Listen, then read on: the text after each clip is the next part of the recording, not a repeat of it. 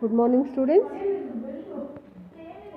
Shall I start lesson number 11? Sheikh और रसगुल्ला.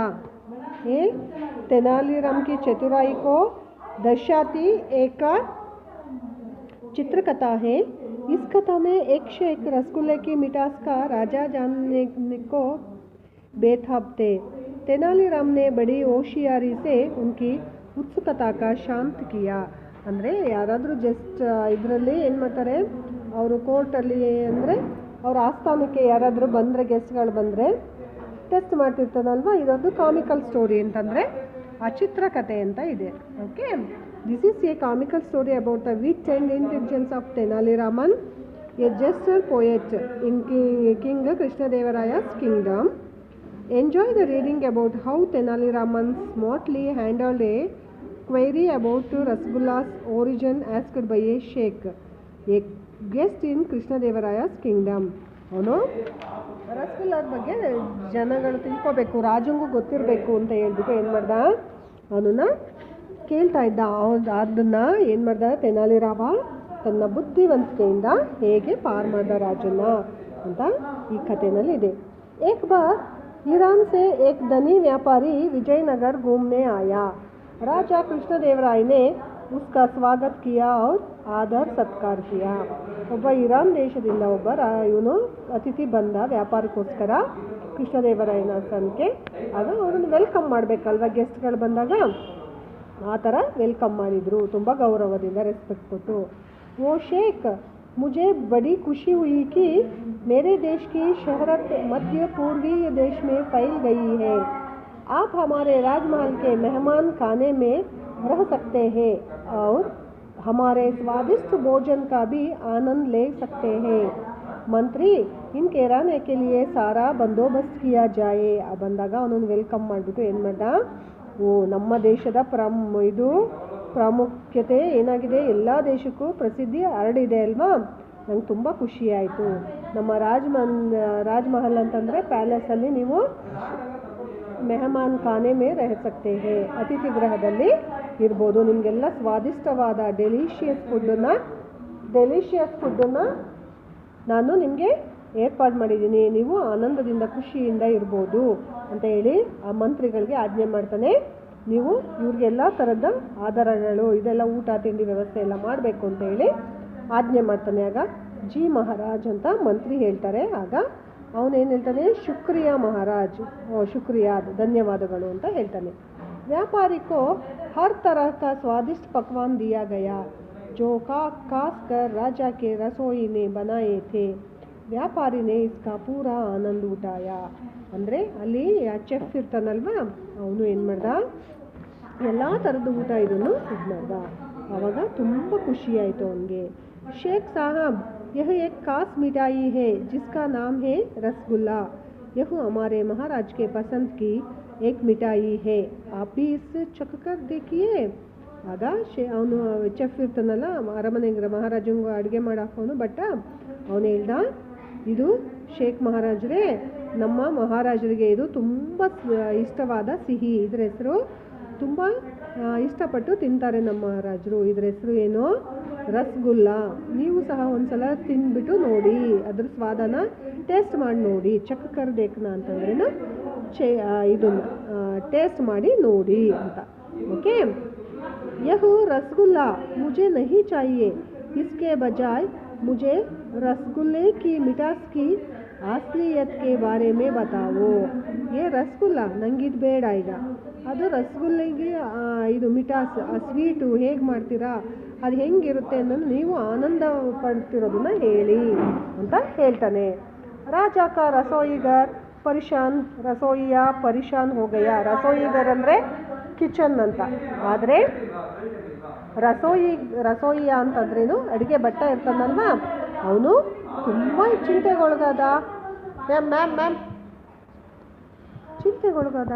उसे रसगुल्ले की मिठास की असलियत के बारे में नहीं मालूम था.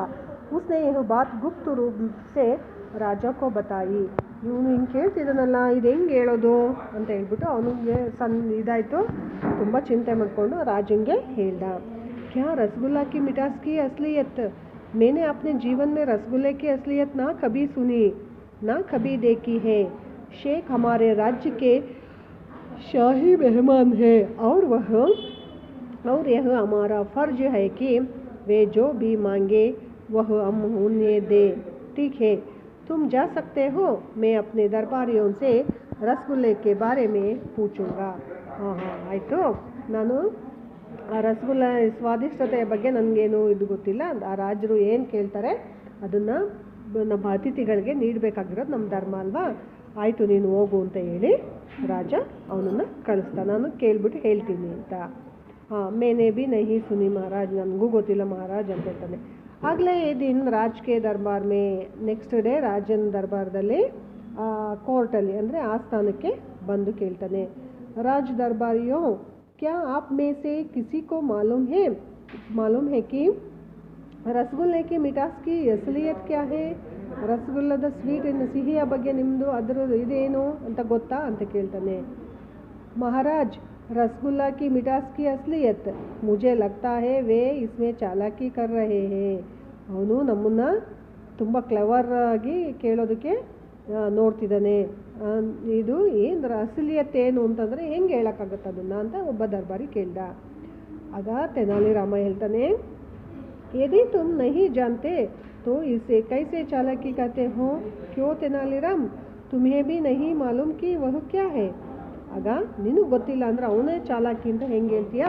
ತೆನಾಲಿರಾಮ್, ಇದು ನಿನಗೂ ಗೊತ್ತಿಲ್ವಾ?